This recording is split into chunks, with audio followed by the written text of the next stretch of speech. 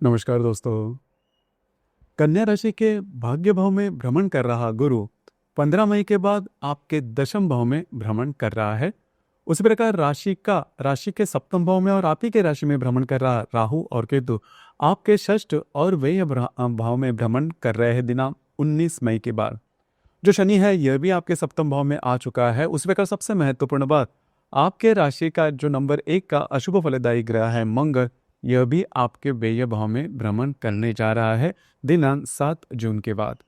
अब ये जो सभी ग्रह है और बाकी जो भी ग्रह है उसके जो प्रभाव परिणाम होंगे वो जून महीने में किस प्रकार के होंगे, आपके जीवन का ऐसा कौन सा क्षेत्र है जो कि सबसे ज्यादा प्रभावित होने वाला है, सभी के बारे में डिटेल में चर्चा इस वीडियो में हम करने वाले हैं। तो सबसे पहले हम चर्चा करेंगे कि आपका जो स्वास्थ्य है मानसिक या फिर शारीरिक वह किस प्रकार का होगा। जैसे कि आपके राशि का जो स्वामी है बुध, जो कि आपके भाग्य दशम और आपके लाभ भाव में भ्रमण करने जा रहा है। उसी प्रकार आपके राशि का जो षष्ठेश है शनि, जो कि आपके सप्तम भाव में भ्रमण कर रहा है। और आपके राशि का जो अष्टमेश है मंगल, जो कि आपके व्यय भाव से आपके लाभ भाव से आपके व्यय भाव में भ्रमण करने जा रहा है 7 जून के बाद। और राशि के अष्टम भाव में शुक्र भी भ्रमण कर रहा है। संपूर्ण महीना जो शुक्र है यह आपके अष्टम भाव में ही भ्रमण करने जा रहा है। कुल मिला के देखा जाए या फिर मोटे तौर पर अगर देखा जाए तो ये जो संपूर्ण महीना है वो आपके लिए शुभ फलदायी साबित होगा। खास करके आपके फिजिकल या फिर मेंटल मतलब शारीरिक या मानसिक तौर पर किसी भी प्रकार के प्रॉब्लम देखे नहीं जाएंगे। सिर्फ यहाँ पर एक बात जो है जिस पर आपको ध्यान देना, चौकन्ना रहना थोड़ा आवश्यक होगा।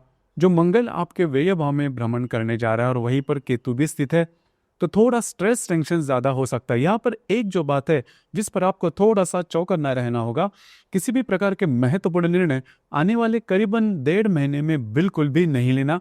खास करके कर्जा लेना, किसी को कोई कमिटमेंट प्रोमिस करना, इन बातों से दूर रहना ज्यादा आवश्यक होगा। यदि आपने इसके पहले इस प्रकार की कुछ बातें की है सिर्फ और सिर्फ भविष्य को जानकर, तो जान लीजिए आपके लिए जो कालावधि है वो स्ट्रेसफुल हो सकता है। करीबन आने वाले 1.5 महीने में जो मंगल आपके व्यय भाव में भ्रमण करेगा वो स्ट्रेस टेंशन आपका बढ़ा सकता है। तो इन चीजों पर ध्यान देना आवश्यक है। किसी भी प्रकार के महत्वपूर्ण निर्णय आने वाले 1 से 1.5 महीने में बिल्कुल भी नहीं लेना, जिसकी वजह से आपके जीवन की दिशा ही बदल जाए।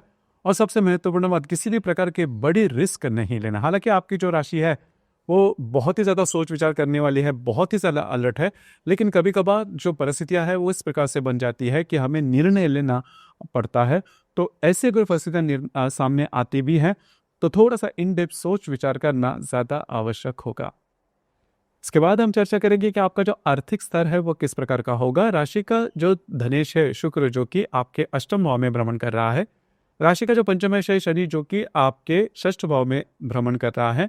उसी प्रकार राशि का जो अष्टमेश है मंगल, जो कि आपके व्यय भाव में भ्रमण कर रहा है। और राशि के लाभ भाव में भी जो मंगल है वो भ्रमण कर रहा है। 7 तारीख के बाद आपके व्यय भाव में आएगा। कुल मिला के देखा जाए तो ये जो संपूर्ण महीना है आर्थिक स्तर पर बहुत बड़े प्रॉब्लम देखे नहीं जाएगी। जो बात मैंने शुरुआत में कही कि आपको किसी भी प्रकार के लोन नहीं लेना, किसी भी प्रकार के चीटिंग जैसी जो इन्वेस्टमेंट होती है उस पर, चिट फंड कंपनियां होती है उसमें इन्वेस्ट बिल्कुल भी नहीं करना। आपकी जो अंदाज है वो चूक सकते हैं। उसी प्रकार अगर आप शेयर मार्केट में ट्रेड करते हो, ध्यान रखिए थोड़ा सा जो भी आप ट्रेड करोगे उसमें आपकी आंखें खुली रहना बहुत आवश्यक है। तो ये संपूर्ण महीना आपको थोड़ा सा अलर्ट में गुजारना होगा। मतलब जो भी इसके पहले भी महीने के स्ट्रेस थोड़ा आ जाएगा, आपको लग सकता है, क्योंकि बेसिकली आपकी जो राशि है वो स्ट्रेस लेने वाली ही है। मतलब ऐसा कभी नहीं होता कि आपके ऊपर स्ट्रेस नहीं है, तो स्ट्रेस आ सकता है, लेकिन ठीक ठाक अगर आप इसके डिसीजन लेते हो तो जो बातें हैं वो एक्सट्रीम पर नहीं जाएगी। इसी प्रकार घर का जो सुख है उसके मामले में कहा जाए तो राशि का जो चतुर्थेश है गुरु, जो कि आपके भाग्य भाव में भ्रमण कर रहा था, अब जाके ये आपके दशम भाव में भ्रमण कर रहा है। तो घर के जो लोग हैं उनके साथ आपकी जो इंटरेक्शन है वो काफी अच्छी देखी जाएगी। इसके मामले में कोई बड़ी दिक्कतों का सामना आपको करना नहीं पड़ेगा। लव लाइफ के मामले में अगर कहा जाए तो राशि का जो पंचमेश है शनि, जो कि आपके सप्तम भाव में भ्रमण कर रहा है। कुल मिला के देखा जाए पिछले करीबन 1.5-2 महीने में आप में और आपके रिलेशनशिप में जो व्यक्ति है उनमें जो तू मैं वाली बात हो रही थी, अब जाके काफी मायनों में नॉर्मल होती हुई नजर आएगी। बातें जो है वह आपके फेवर में हो सकती है। उसी प्रकार गर्भवती महिला है उनके लिए भी जो संपूर्ण महीना है वो सामान्य होगा। और जो विद्यार्थी वर्ग है उनके लिए भी ये जो संपूर्ण महीना है वो काफ़ी ज़्यादा सामान्य देखा जाएगा। बिल्कुल भी स्ट्रेस टेंशन नहीं लेना। अब जाके जो बातें हैं वैवाहिक जीवन के मामले में वो आपके लिए थोड़ी सी कॉम्प्लिकेटेड हो सकती है। आपके सप्तम भाव में शनि और नेपच्यून जो है वो भ्रमण कर रहा है। उसी प्रकार आपके व्यय भाव में भ्रमण कर रहा जो मंगल केतु है वो आपके वैवाहिक जीवन में प्रॉब्लम्स लेके आ सकता है, क्योंकि मंगल की अष्टम दृष्टि भी आपके सप्तम भाव पर है। तो अगर आप विवाहित हो तो आपके जो वैवाहिक जोड़ीदार है उनके साथ जो बातें प्रॉब्लम है वो कॉम्प्लिकेटेड हो सकती है, मतभेद हो सकती है। और सबसे महत्वपूर्ण बात, उनके स्वास्थ्य के बारे में आपको ध्यान देना होगा। मतलब आपके जो वैवाहिक जोड़ीदार है उनके स्वास्थ्य की जो समस्याएं हैं वो काफ़ी ज़्यादा बढ़ सकती है। बिल्कुल भी उस पर उसको नज़रअंदाज नहीं करना। उसी प्रकार कार्य क्षेत्र के बारे में अगर कहा जाए तो राशि का जो कर्मेश है बुध, जो कि आपके भाग्य दशम और लाभ भाव में भ्रमण करने जा रहा है, जो कि बहुत ही अच्छी बात है।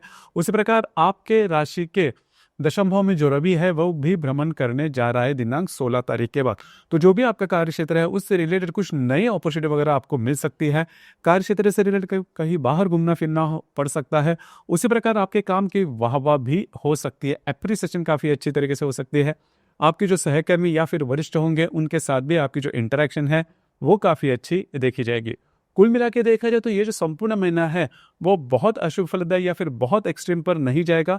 सिर्फ आप अपने से ऐसे कोई भूल चूक नहीं करना जिसकी वजह से बातें जो है वो और भी कॉम्प्लिकेट हो सकती है। जो मैंने कहा कि किसी भी विषय पर अगर डिसीजन लेना है तो सोच समझ कर लीजिए। दूसरी ज़्यादा महत्वपूर्ण बात, आपकी जो वैवाहिक जोड़ीदार है या फिर आपकी जो वैवाहिक जीवन है उसमें जो बातें हैं वो थोड़ी सी ऊपर नीचे हो सकती है। हालांकि इसका जो प्रभाव है वो बहुत ज़्यादा देर तक देखा नहीं जाएगा, लेकिन आपकी जो राशि है छोटी छोटी बातों, बहुत ज़्यादा चिकित्सक है तो छोटी छोटी बातों के लेकर बहुत ज़्यादा सोच विचार करने वाली है।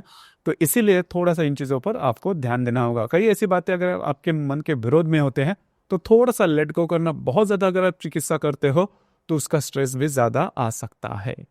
उसी प्रकार ग्रह योगों के बारे में अगर कहा जाए तो दिनांक 9 तारीख को नेपच्यून और शनि का केंद्र योग होने जा रहा है आपके दशम भाव में भ्रमण कर रहे बुध के साथ।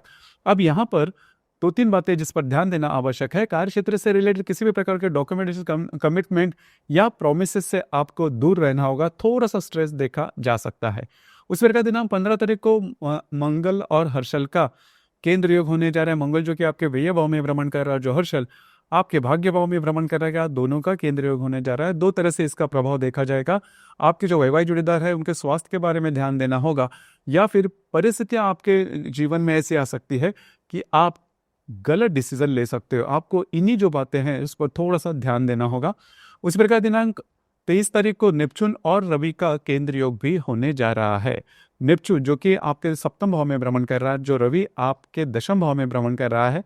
दोनों का जो केंद्र योग है, खास करके जहां पर आप काम करते हैं वहां पर के जो वरिष्ठ होंगे उनके साथ मिसअंडरस्टैंडिंग होने की संभावना बहुत ही ज्यादा बन रही है। कार्य क्षेत्र से रिलेटेड कुछ गलत डिसीजन या फिर कुछ गलत विचार भी आपके मन में आ सकते हैं। तो जो बात मैंने शुरुआत में की कि आप अपने तरह से किसी भी प्रकार के गलत निर्णय नहीं लेना। आप गलत निर्णय लेने की संभावना इस महीने में बहुत ही ज्यादा बन रही है। दिनांक 24 तारीख को होने वाला रवि गुरु का जो शुभ योग है वो आपके लिए बहुत ही ज्यादा शुभ फलदायी साबित होगा। इस संपूर्ण महीने का सबसे महत्वपूर्ण और शुभ फलदायी ये योग है जो कि आपके दशम भाव में होने जा रहा है। तो कार्य क्षेत्र से रिलेटेड कुछ नई अपॉर्चुनिटी वगैरह आपको मिल सकती है, जो कि भविष्य में जाके आपके लिए बहुत ही ज्यादा फायदेमंद साबित होगी। आपके काम की एप्रिसिएशन हो सकती है, या फिर बढ़ोतरी मिलना, इस प्रकार, या फिर इनकम में इजाफा होना, इस प्रकार के सुखद अनुभव भी आपको मिल सकते हैं।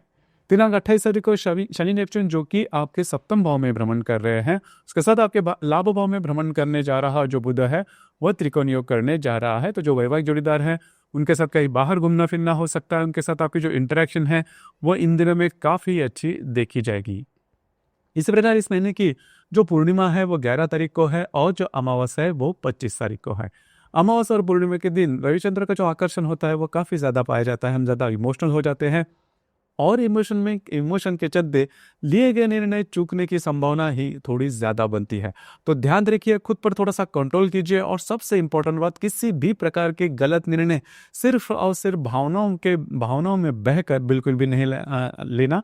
हालांकि परिस्थितियां भी ऐसी थोड़ी सी कॉम्प्लिकेटेड हो सकती है जिस वजह से आपको स्ट्रेस आ सकता है, लेकिन आपको थोड़ा सा डट कर इसका अगर सामना करें तो जो बातें हैं आपके फेवर में आ सकते हैं। और मैक्स टू मैक्स ये जो बातें हैं वो 1.5 से 2 महीने तक रह सकती है। तो बहुत ज़्यादा स्ट्रेस नहीं लेना। जो यदि भी कोई स्ट्रेस टेंशन आता है, यदि भी कोई संकट आता है, तो मान के चलिए at the back of mind कि ये जो बातें हैं मैक्स टू मैक्स 1.5 से 2 महीने तक हो जाएगी। उसके बाद जो बातें हैं फिर से नॉर्मल हो जाएगी। तो दोस्तों, ये था कन्या राशि का जून 2025 का संपूर्ण राशिफल। धन्यवाद।